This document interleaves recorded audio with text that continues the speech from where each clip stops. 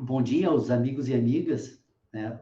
O André Bindê, o João Emil, Tércio Jung, a Dinara Nascimento, Irene Kulakovski, a Sibeli Bonotto e a Renata Leal, e o Alexandre Triquez, Schumacher Triquez, que estão presentes, então, no início da nossa reunião. Como nós combinamos na semana passada, hoje a ideia é retomarmos um problema que é da metafísica, problema de matéria e forma no sistema racional. Essa questão tem se revelado muito importante para as discussões do nosso grupo de estudos, porque quando nós estamos tratando, então, de qualquer tema que seja de interesse da filosofia, nós fazemos uso de uma competência humana que precisa ser explicitada entre todos nós para que possamos fazer uso do mesmo modo. O problema da filosofia ou da teoria do conhecimento, quando examina, então, matéria e forma no sistema de inteligência racional, é encontrar um critério que consiga pôr às claras, então, o primeiro grande problema que precisa ser resolvido quando se trata disso. Que problema é esse? O ser humano, quando ele pensa sobre algo, ou quando ele volta, então, para o exame da própria competência, da capacidade de pensar, ele está habituado a fazer uso de um modo próprio que é constitutivo do sistema de inteligência racional humana, que é de fazer uso, então, de modelos que ele utiliza do mundo da natureza para, tomando emprestado, então, o mundo da natureza, organizar um sistema de ideias, então, e a partir disso, estabelecer um processo de diálogo com os outros indivíduos. Essa questão, ela envolve um problema que precisa ser entendido. Primeiro, quando nós pensamos sobre o mundo da natureza, o mundo da natureza que nós utilizamos para pensar é o resultado das impressões que esse mundo da natureza produziu no nosso organismo e que destas impressões produzidas pelo mundo da natureza, nós, então, constituímos, aí o próprio organismo humano produziu um outro sistema, que é um conjunto de sínteses destas impressões. Ou seja, o mundo se imprime e eu, organismo humano, então, ao ser impresso, faço uso dessas impressões e com estas impressões eu produzo sínteses. Estas sínteses, então, são as nossas memórias do mundo da natureza. Essas memórias, então, que é o que eu estou tratando aqui, são utilizadas agora como modelos da constituição da racionalidade. Ou seja, o indivíduo, impresso pela natureza, produz a síntese, que são as memórias, e agora faz uso dessas memórias para organizar o mundo natural. Isso, se não for bem conduzido na fase inicial da constituição do organismo humano, da racionalidade humana, especialmente quando a sociedade humana ela interage entre si, no seu corpo social, entre os diferentes indivíduos, quando essa questão não é bem tratada no processo, então, de introdução do indivíduo nesse corpo social, nessa organização social humana, o indivíduo, com o passar do tempo e com o estabelecimento de relações entre os diferentes indivíduos, ele passa a cada vez mais fazer uso, então, destas memórias representativas das suas ideias para constituir um outro sistema que vai permitir o diálogo entre os indivíduos, que é, então, a parte da racionalidade agora que vai ser produzida por meio da linguagem humana, da linguagem dos indivíduos. Então, ele passa a fazer uso e ele passa a confundir as ideias que ele construiu a respeito do mundo da natureza como o mundo da natureza. É uma coisa relativamente simples de ser entendida, mas que é muito difícil de ser compreendida por todos nós. E a explicação já foi dada, é essa. Por que que é difícil? É difícil porque o processo de desenvolvimento dessa racionalidade, com as interações sociais decorrentes da cultura dos indivíduos, agora vivendo coletivamente, leva as pessoas, depois de um longo processo, e olha que esse longo processo é longo mesmo, porque o indivíduo passa a constituir esse sistema desde o momento em que ele nasce. Então, vocês imaginem o sistema de racionalidade de uma criança de 3 anos, depois tentem imaginar novamente esse sistema de racionalidade aos 6 anos, aos 10 anos, aos 15 anos, aos 20 anos, aos 30 anos, e, como no meu caso, aos 60 anos. Nós aqui, 30, 40, 50 anos, nesse grupo aqui todo. Ora, se nós passamos 30 anos em função do processo de aculturamento, confundindo as nossas ideias com o mundo da natureza, imaginando que o mundo da natureza são as nossas ideias, é óbvio que quando nós formos tratar deste assunto depois de todo esse estágio da nossa vida, isso é uma tarefa extremamente impossível. Aliás, impossível seria um termo exagerado, extremamente difícil, quase impossível. Então, eu propus para esse nosso encontro de hoje, nós voltarmos a tratar de matéria e forma, exatamente por reconhecer que, embora a gente venha tratando sistematicamente deste tema, ainda hoje, quando dialogamos depois para tratar das questões, ou seja, de aplicar esse sistema de inteligência, então, a problemas humanos reais, do momento em que nós estamos vivendo, da sociedade humana atual, para tentar ver se é possível compreendê-la um pouco de modo diferente a partir desses ganhos, eu percebo que mesmo as pessoas que, ao tratar desses assuntos, dizem, agora sim entendi, quando vão fazer o uso, eu imediatamente percebo que não entenderam absolutamente nada. E eu não estou fazendo nenhuma acusação de falta de capacidade ou de competência de quem quer que seja, não, eu não estou fazendo, estou só dizendo que isso é a prova do problema que nós temos para resolver. Quanto esse problema é difícil. Então, retomar a discussão sobre metafísica e matéria e forma, a mim parece ser o modo mais adequado de colocar em evidência o problema que nós temos que enfrentar e resolver. Bom, primeiro, então, o que é a metafísica? Tão mal falada, especialmente pelos filósofos de escola, os filósofos, quando são chamados a tratar desse problema, exatamente por terem esse problema que eu estou relatando aqui, que existe, que precisamos reconhecer que ele existe, a primeira atitude do filósofo foi dizer o seguinte: olha, a metafísica não serve para nada, a metafísica é uma invenção, que, na verdade, qual é o problema? Nós temos que tratar dos problemas dos indivíduos, do homem, dos seus medos, das suas angústias, que levam o ser humano a ser o que é, qual é o futuro desse indivíduo que, no final da história, por melhor que seja, morre, né? Então, os filósofos acabam chamando, então, para essa dificuldade e atiram pedra, né, na metafísica. Só que a metafísica é a base de tudo. Não é possível falar de filosofia sem uma metafísica. Por quê? Porque a metafísica é a única que consegue explicar o objeto da filosofia. A metafísica é a única que consegue constituir um sistema racional próprio da filosofia.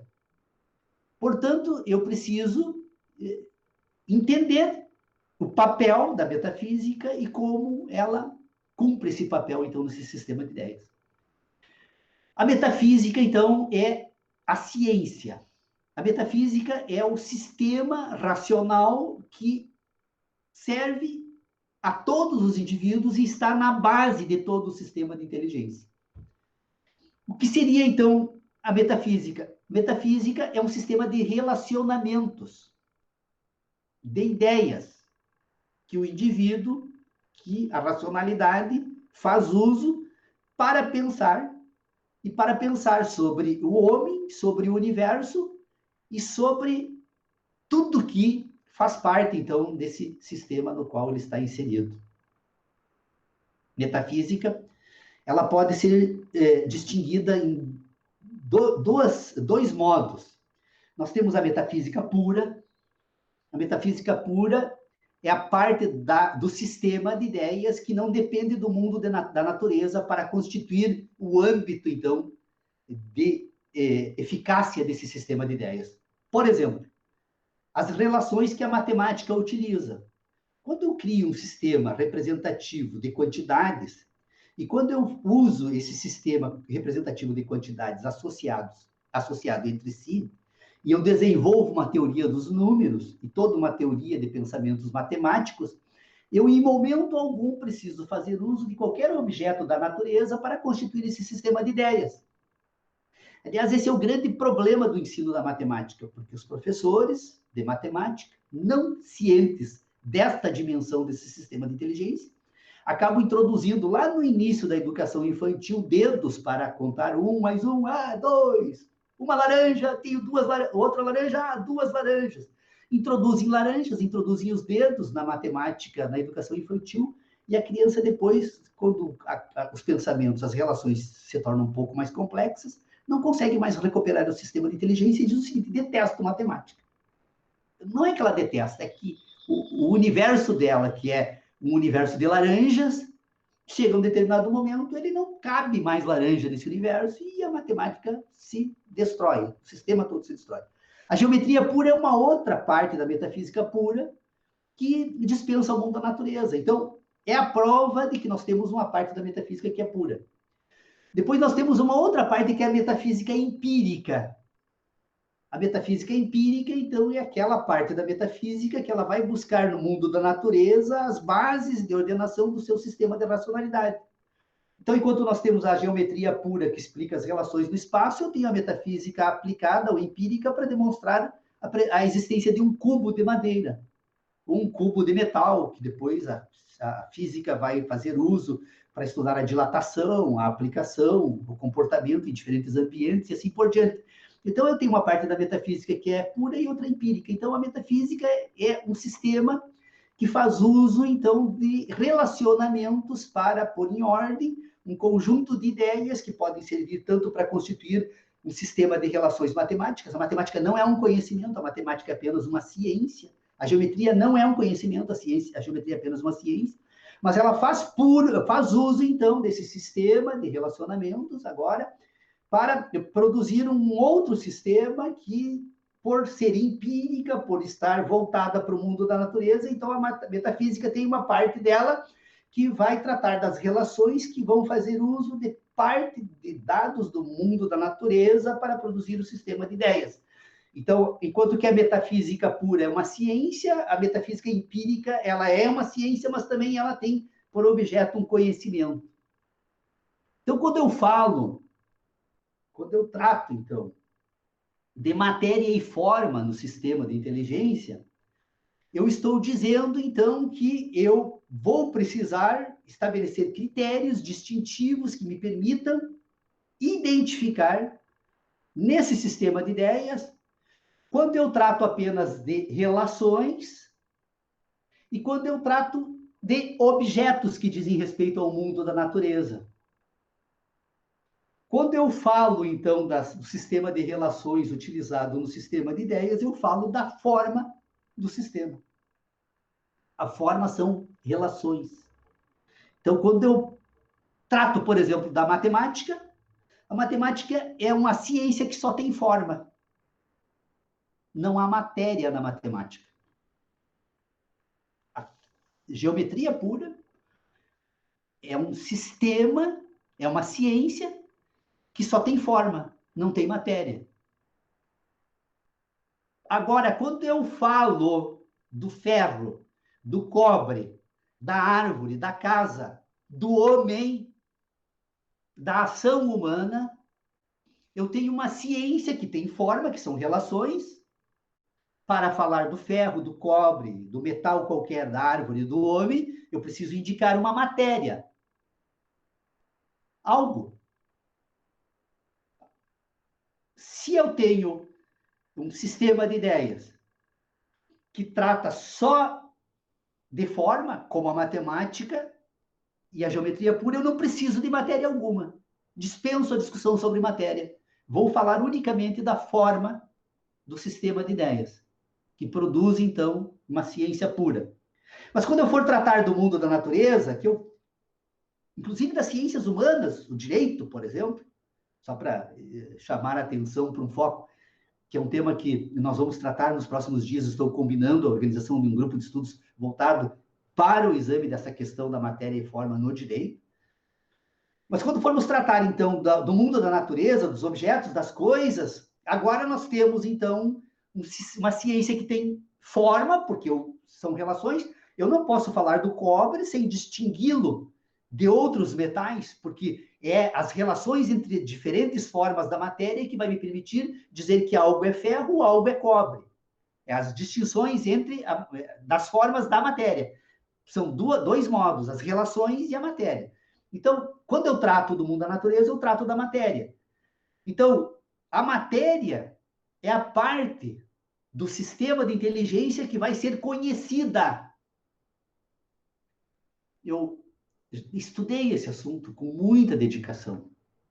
Eu levei, talvez, vários anos, assim, para até que o texto, que eu conseguisse aceitar ele como satisfatório para depois transformar num escrito e publicar. Eu tratei nisso em ciência e conhecimento. É um trabalho interessante que eu tenho certeza que ali está presente essa discussão que estamos, de certa forma, fazendo aqui. Então, eu preciso perceber que quando eu falo de matéria e forma, quando eu falo da forma, eu falo da ciência. Trato da ciência, né? Falar, expressão, força de expressão. Então, quando eu trato da forma, eu trato da ciência. Quando eu trato da matéria, eu trato do conhecimento. Por quê? Porque o conhecimento precisa ser identificado, pautado. Ora, se eu trato, então, de algo que está no mundo da natureza, eu preciso, dentro do possível, individualizar esta matéria, mesmo que seja num sistema de ideias, porque sempre entre ciência e conhecimento tem o homem. Se o homem desaparecesse por completo, perderia qualquer sentido o conhecimento. E, aliás, não haveria nenhuma ciência, porque está produzido unicamente no âmbito do sistema de ideias dos homens, dos seres humanos. Então, mas quando eu trato, então, de algo que precisa ser conhecido, esta ciência, que é uma relação de formas, por meio do homem, que é o meio, então, que vai tratar do mundo da natureza, eu vou ter que estabelecer agora um critério de individualização da matéria da forma. Qual é o critério que eu utilizo? Os sentidos humanos, as nossas sensações. Então, eu vou dizer, olha, lá há algo que foi visto, observado atentamente na lente do telescópio, as características apresentadas por esse objeto são essas. Então, o material conhecido para ser relacionado num sistema de ideias, na categoria de micróbio, de ameba, de vírus, ou seja lá o que for, é tal. Então, há uma matéria, algo que foi identificado por meio da visão, por mais que faça uso de um microscópio ou de equipamentos de raio-x, seja lá o que for. Ou algo que eu apalpei, olha, não, eu percebi a tessitura daquele objeto, era pastoso, ou emitia calor, ou era extremamente frio, ou seja, quando se trata desse tema, dessa individualização do sistema de ideias, você está fazendo referência à matéria que é utilizada no sistema, então, que a racionalidade trata. A razão humana, então, mediada pelo organismo humano, então, vai tratar da matéria apontando as relações da matéria com as sensações humanas. Essa questão, eu já referi várias vezes aos amigos, quando nós falamos e tratamos a respeito disso, é um outro problema terrível que a filosofia tem que encontrar critérios de explicação para pôr esse assunto em ordem, para resolver de uma vez por todas as questões que a filosofia dá por superada e que, longe de estarem superadas, sequer compreendidas adequadamente elas precisam ser explicadas. Quando o indivíduo fala da matéria, que é conhecida, então, pelo seu sistema de ideias, ele está falando das suas sensações. Ele ainda não está falando do mundo da natureza, porque o mundo da natureza, ele se estrutura de um modo tal em que ele só pode ser explicado se você perceber que há um universo desse mundo da natureza na qual existe uma relação entre totalidade e parte, ou seja, há um universo como um complexo fenomênico total, uma objetividade em curso do espaço, e nesse universo, como parte desse universo, nós temos então o homem, o ser humano. O ser humano, que é parte do universo, sofre impressões desse universo. O universo é um complexo de fenômenos. Esse universo produz impressões. Estas impressões, então, ao serem se inserirem no organismo humano por meio das sensações, elas fazem com que o organismo humano, então, produza sínteses dessas impressões. Estas sínteses, então, são dados orgânicos, não é, a metafísica não é um ente sobrenatural que vive numa outra dimensão. A metafísica é o resultado final de um processo químico-físico do organismo humano. Fala-se em metafísica porque agora ela se volta para dentro do organismo humano e não mais para essa totalidade em curso do espaço. Então, este organismo, ao ser impresso, ele tem um sistema de inteligência natural que funciona e processa de modo que ainda não foi totalmente desvendado pela ciência, ou pelo cientista da natureza, mas ele produz essas sínteses elas são memórias, essas memórias são cumulativas, o organismo, o ser humano vai gradativamente sendo impresso, chega um momento em que ele constitui um mundo. Esse conjunto de dados são tão variados, com tantos dados, tantos quantos são as relações que o indivíduo estabeleceu com esse universo, caminhando, andando, respirando, comendo, ouvindo, né, vendo, ou seja, ele está permanentemente sendo gravado. É como se, num determinado momento, esse universo se voltasse todo para dentro do indivíduo e o indivíduo se retiraria, então, tal qual uma ficção, para uma redoma, e agora ele não precisa mais do universo. O universo pode sequer, inclusive, desaparecer totalmente. Essas memórias que o universo produziram no indivíduo faz com que o indivíduo produza um mundo no seu sistema de inteligência, um sistema de racionalidade, invente um mundo e se insira para dentro desse mundo e passe a viver dentro desse mundo. Então, o homem, o ser humano civilizado, é um ser que se inseriu para um universo de racionalidade produzidos pelas impressões desse universo e das sínteses que esse organismo produziu no curso da sua existência.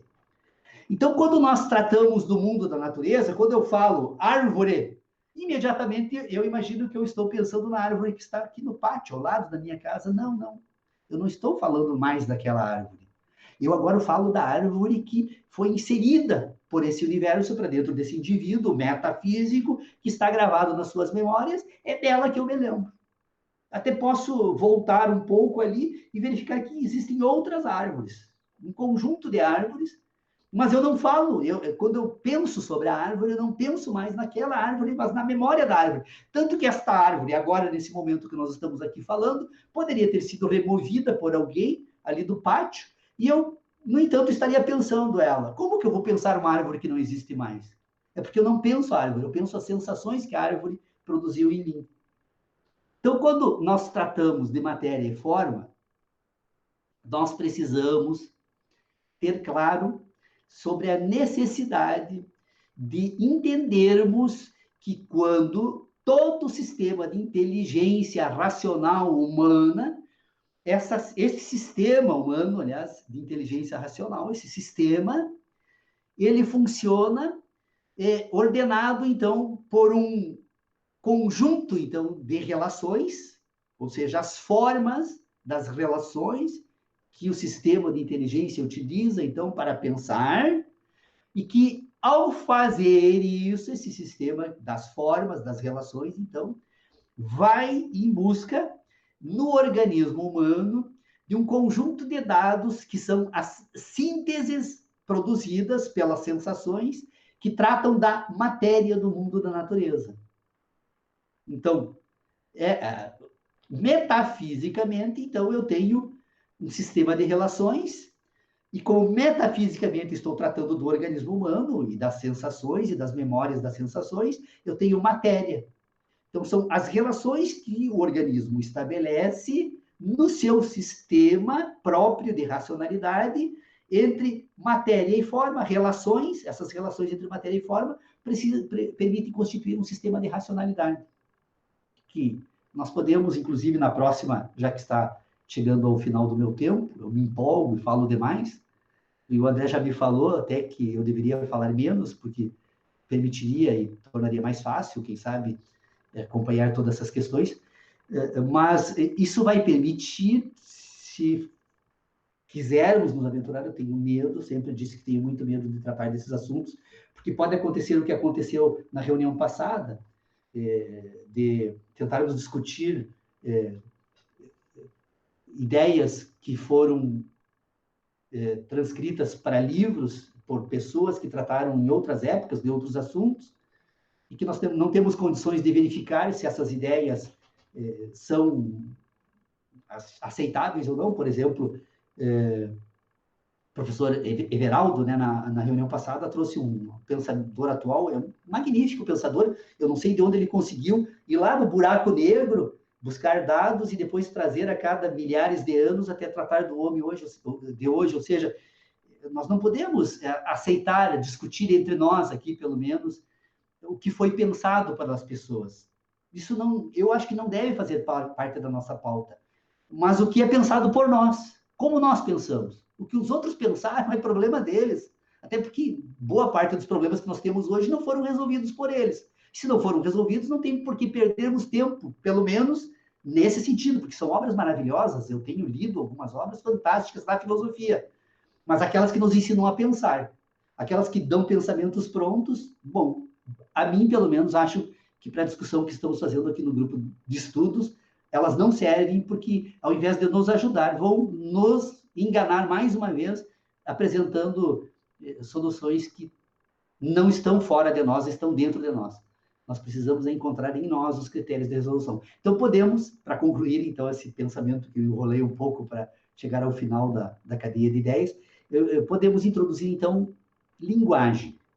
A linguagem, mas agora no sentido, não mais naquele modo que nós examinamos dos modos de inteligência, a linguagem de inteligência do mundo da natureza com a razão humana, e nem os modos que a razão utiliza para constituir a racionalidade, mas agora a linguagem no sentido intersubjetivo, entre diferentes pessoas, como a linguagem pode ser constituída para que possa ser utilizada por diferentes indivíduos tratando das mesmas questões quando a pauta for matéria e forma. Então, por enquanto, meus queridos amigos e amigas, obrigado pela atenção. Desculpe se eu me estendi um pouco, mas vamos, então, ver se levamos adiante essa discussão. Obrigado pela atenção.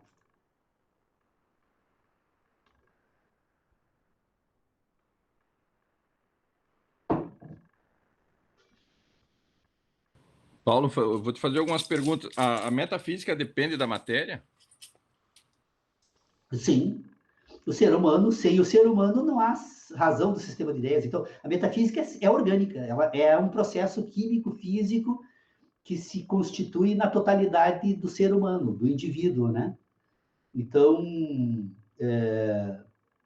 a metafísica, ela, na verdade, é o resultado final de um processo que tem, na sua essência, a matéria, que é o indivíduo humano, o ser humano, né? Seria essa parte interior, esse raciocínio que independe das impressões de fora já, né? Porque já estão impressas. Então, ele faz um... Sim, perfeito, João. Pegou bem. quando as células deixam de se reproduzir, a pessoa morre porque as células deixam de se reproduzir. A metafísica morre junto, né? Sim, as ideias dos indivíduos desaparecem, né? Junto com eles. Não é algo que esteja no éter, né? no éter, no universo. Está na razão humana, no indivíduo. Estou tentando montar um Um raciocínio, arquétipo, como diria o um arquétipo. arquétipo do sistema. Platão, né? O mundo da natureza e o mundo das ideias. Não li, pretendo ler essa obra. Tenho certeza que um dia eu vou dialogar com ela.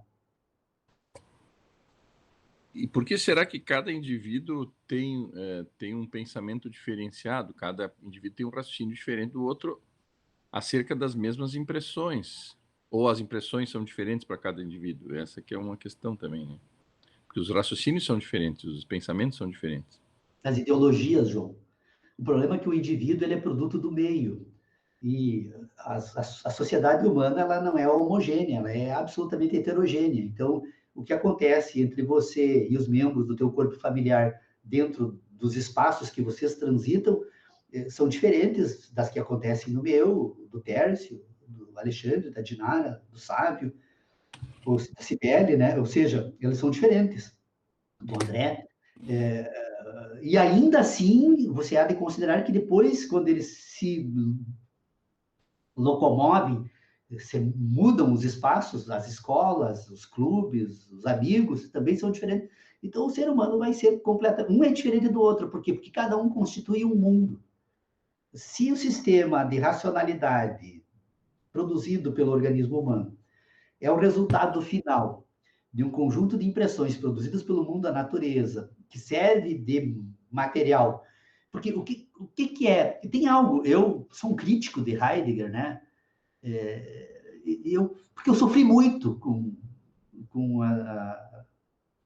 eu digo, sofri no sentido assim, eu tentei fazer um curso uma vez que estudava Heidegger, e era tanta coisa sem fundamento, assim, que precisava ser decorado para poder levar adiante esse projeto de estudos, que eu acabei abandonando completamente.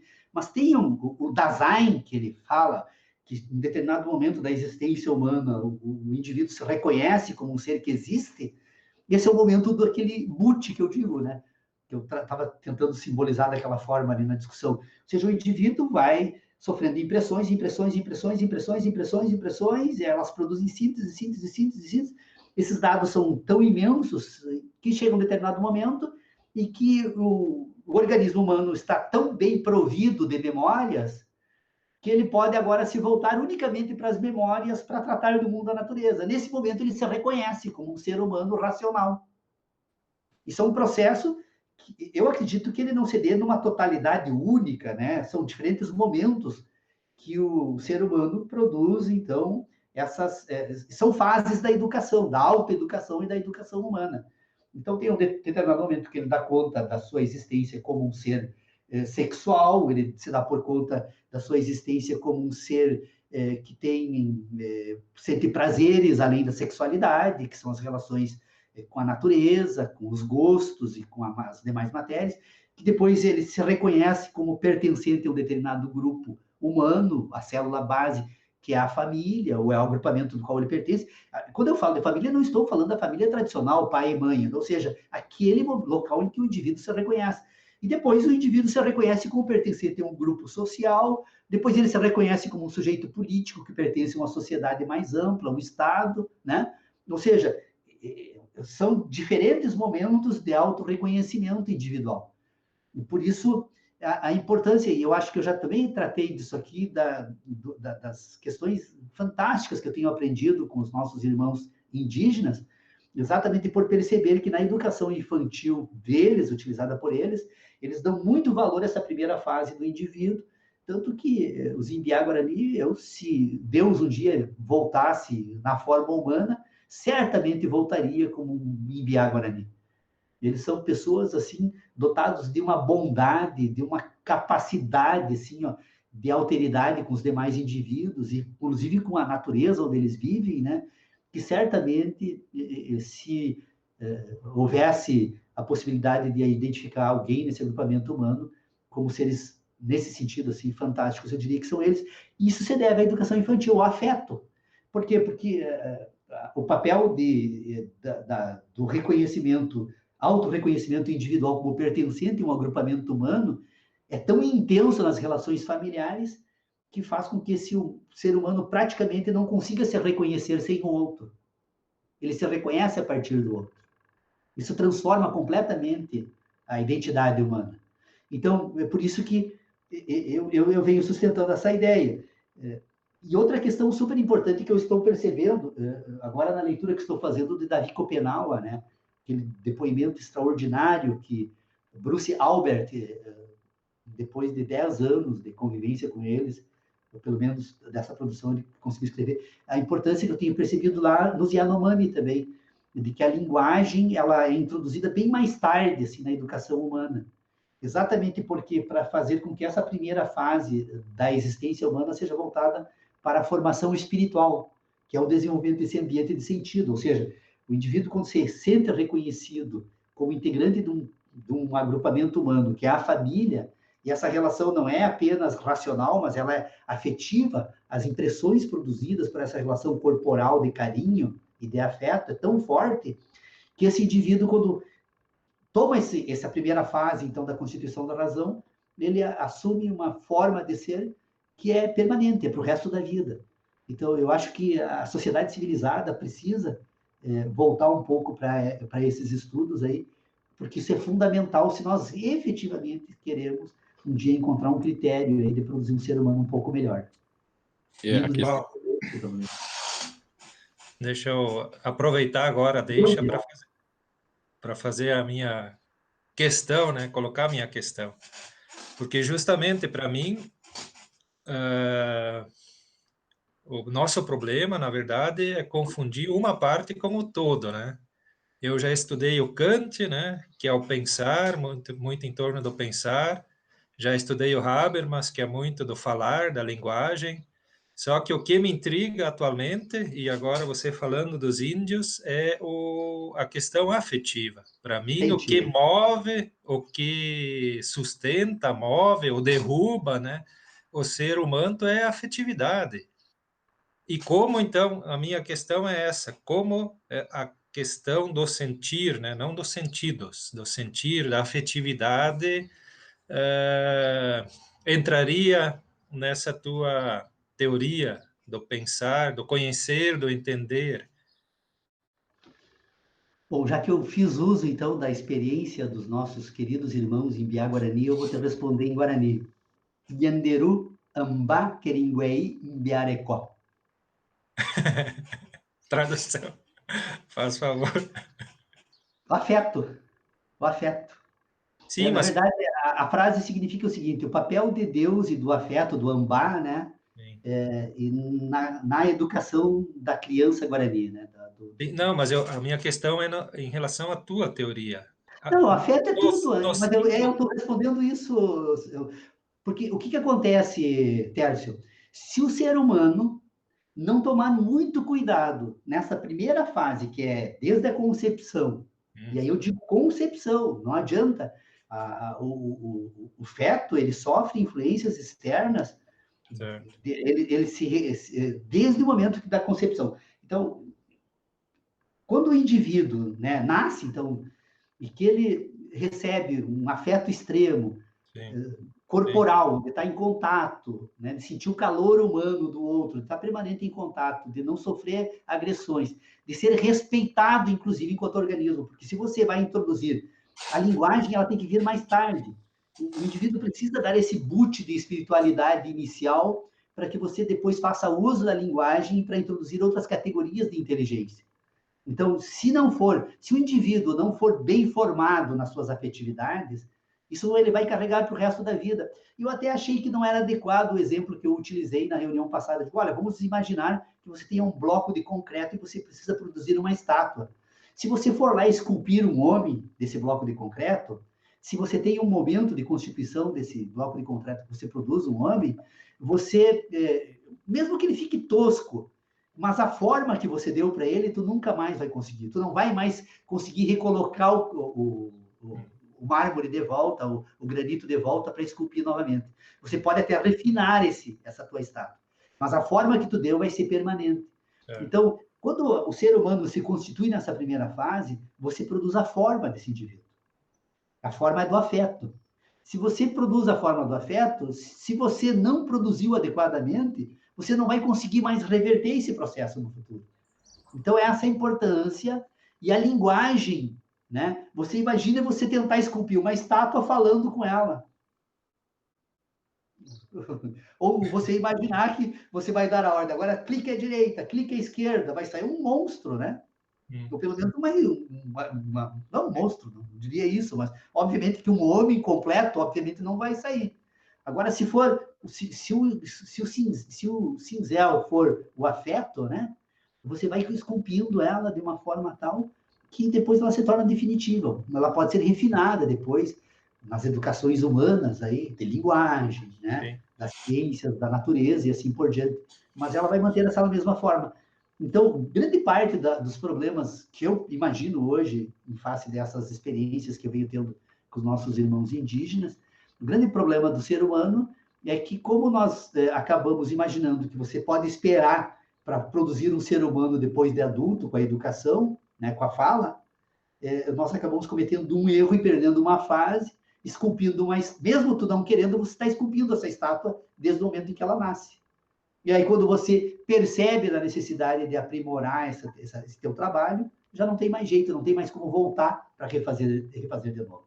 Então, os indivíduos, eles adquirem certas características humanas que são constituídas nessa época, né? Se você perde essa perspectiva, você perde a possibilidade de produzir uma sociedade diferente no futuro.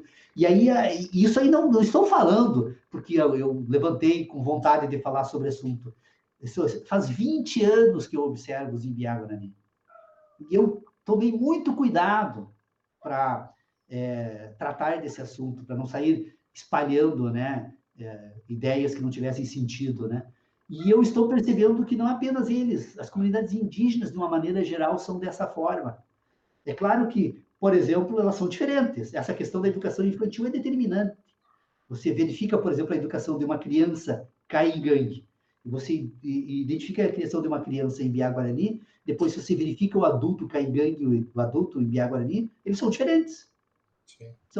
E a razão está aí, está nessa questão. E agora eu estou me dando por conta de uma outra questão dessas leituras do Davi Copenaua, que é a questão da linguagem, que eu já tinha me dado por conta aqui, mas não com a radicalidade que Davi Copenaua trata da questão da linguagem na sua obra. Aliás, professor Sávio, Davi Copenaua é um verdadeiro filósofo. Esse é o filósofo humano, né? Gestado aqui nas nossas gestado aqui na América do Sul, né? A obra dele é de uma profundidade humana, assim, que, embora lendo muitos outros filósofos aí, jamais encontrei um ser humano que falasse de modo tão claro sobre linguagem. Sim. Linguagem é ali, ele resolve tudo naquelas 30 primeiras páginas iniciais em que ele fala sobre a vida dele. O afeto seria o anti-egoísmo, Paulo? João, o egoísmo eu sei lá, eu já pensei um pouco sobre o egoísmo, né? Eu não tenho respostas para perguntas como essa, assim, mas o egoísmo, na verdade, é o resultado de uma deformação humana causada pela negação dos desejos humanos, né? Porque o que acontece? A sociedade civilizada, ela tem um método. A pessoa não se torna civilizada assim. Ela tem apelos que são feitos desde o primeiro momento, né? Então, a primeira questão da educação humana é o quê? Repressão à sexualidade. E por que a repressão à sexualidade? Porque é o comando humano mais poderoso da existência humana. Se Deus um dia estabeleceu um critério para garantir que o ser humano continuasse existindo na face da Terra, foi a sexualidade. Qualquer animal. Não, eu estou falando do humano, assim, porque nós estamos tratando de sistema de ideias, eu não tenho como falar do desejo no animal. Claro, todos os seres vivos, então, a sexualidade. Aí, o que o processo civilizatório faz? Reprime, denega a sexualidade. E aí, depois, no processo de educação, ele vai de modos subliminares ou dissimulados, né, te oferecendo outras alternativas. Compensações. Né? Compensações. E aí o ser humano ele acaba não se dando por conta, né? E ele acaba se movendo por ideias que ele está sempre em busca de algo que ele imagina que está fora dele, que na verdade está dentro dele.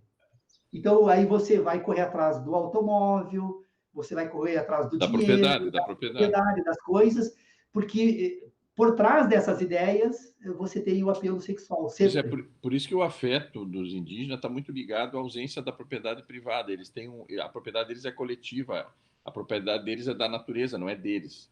Eles não se apropriam da natureza. Eles não são donos de nada, eles são propriedades da terra, né? A terra é dona deles. Até quando eles lutavam entre duas tribos, não era pela propriedade, porque eles não demarcavam propriedades, não registravam propriedade. Mas brigavam por mulheres. Sim, porque a sexualidade é a força mais... Não, tanto que o Davi Copenaua faz esse relato, que a única questão que causava conflito nas aldeias Yanomami eram as disputas entre os homens por mulheres. Sim. E que eles pararam de brigar para os antropólogos não falarem mais deles. Por causa da força motriz natural. Ele respondeu dessa forma. A força motriz natural da reprodução faz isso, né? Claro. E a questão da afetividade no teu sistema heptoanimal, onde é que ela se situa? Na reprodução. Nos dois endógenos. Nos sistemas endógenos, sobrevivência e reprodução. Está nos dois, né? Porque, na verdade, o prazer... A fonte da afetividade seriam esses dois endógenos. Os dois endógenos, sempre. Tanto que a psicanálise, quando ela vai... Eu não estudo psicanálise, embora tenhamos um Jung aqui no nosso grupo, né? Que nós poderíamos provocar pelo menos o João, acho que estuda melhor do que eu.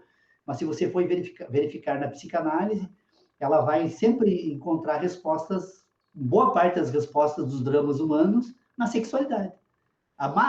O problema sexual humano produz um ser humano absolutamente fora de foco, né? Quem não resolve o problema sexual não resolve absolutamente nada, né? Então, e aí, esse é o principal problema. Grande parte dos problemas sexuais do ser humano civilizado são as repressões causadas pelo processo civilizatório. Porque para você se tornar civilizado, tem que negar a sexualidade. Não tem um outro modo. Ou então, fazer uso de sistemas da Idade Média, que é a violência pura, né? E a igreja pela violência ou pela negação da sexualidade. A igreja diz que se tu quiser representar Deus, tu tem que ser primeiro homem, só os padres. Agora, depois vieram as freiras. Mas tu tem que negar a sexualidade. Sim, tanto que o batismo, você lava a pessoa na água para retirar o pecado original, né? Quer dizer, você foi produto de um pecado. O homem nasce fruto de um pecado.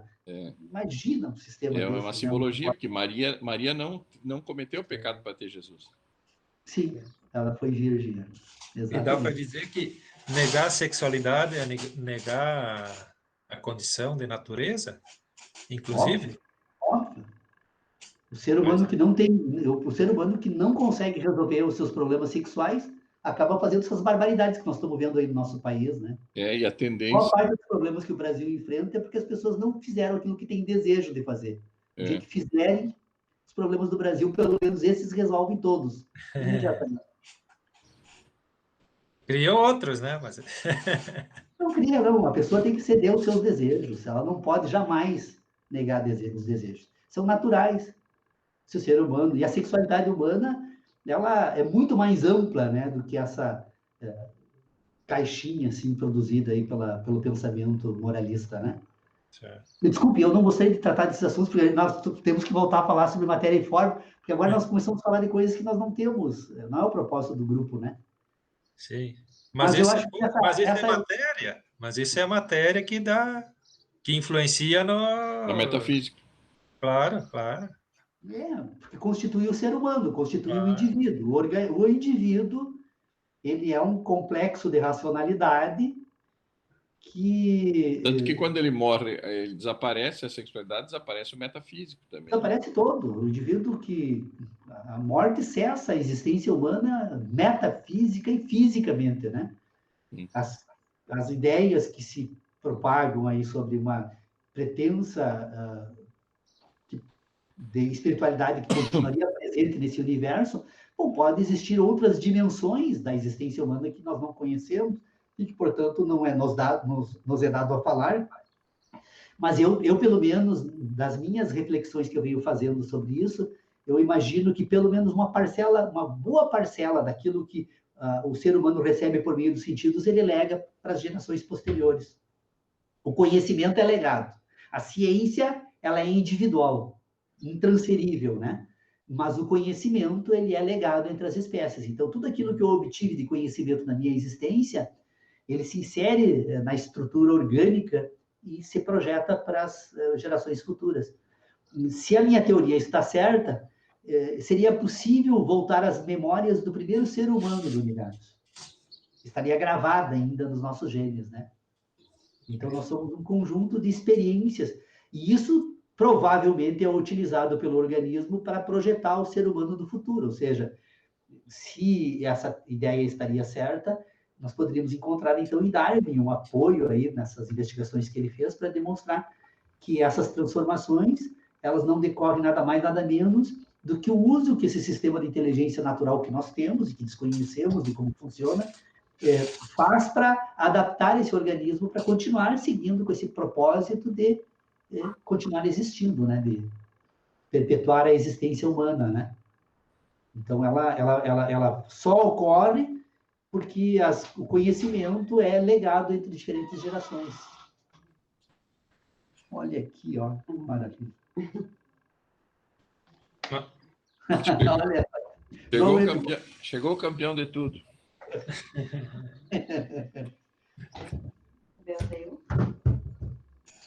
Se não é Dona Irene, o que seria do Paulo? Né? Não, Dona Irene é uma pessoa... A Bel tá aí sim, Irene. Tá, sim. Perguntou por você, Sibeli, Irene. Estou aqui. Pois então, Dona Sibeli. Então, assim, ó, essa questão entre matéria e forma, eu penso que nós poderíamos, então, fazer uso dessa discussão sobre matéria e forma para, na próxima reunião, então, do grupo de estudos, nós agora tentar introduzir, porque eu tenho certeza que isso vai causar, e se for o caso, a gente perceber que isso ocorrer, recuamos novamente, nós vamos tratar, então, que é um assunto que interessa muito ao Tércio, que é a linguagem intersubjetiva, a linguagem que se estabelece entre os diferentes sujeitos, então, desse sistema de racionalidade. Porque se nós formos observar, então, a constituição da racionalidade humana como um processo gradativo, né, de desenvolvimento entre matéria e forma, introduzir a linguagem oral, interindividual, neste exame, vai permitir colocar em evidência, então, as relações vetoriais das expressões linguísticas, né? Porque toda expressão linguística, quando você pronuncia uma palavra, ela tem uma relação bivetorial no âmbito do organismo humano. Uma parte da linguagem, então, dessa expressão sonora, ou signo escrito, ela vai apontar para essa memória, para esta síntese produzida, então, pelo sistema de inteligência, né? Vai apontar para essa síntese, e a outra vai apontar para a impressão que produziu essa memória. Então, por que a impressão? Porque a impressão é a que está voltada para o ambiente da natureza. O homem sofre a impressão, que, na verdade, produz a síntese, né? Então, a expressão linguística aponta para esse conjunto de memórias. Eu até venho pensando um pouco sobre isso, e eu vou, talvez, organizar um pouco melhor para a próxima reunião, se essa relação bivetorial não seria unicamente entre a síntese da impressão e uma nova síntese produzida, então, agora, por meio da expressão linguística.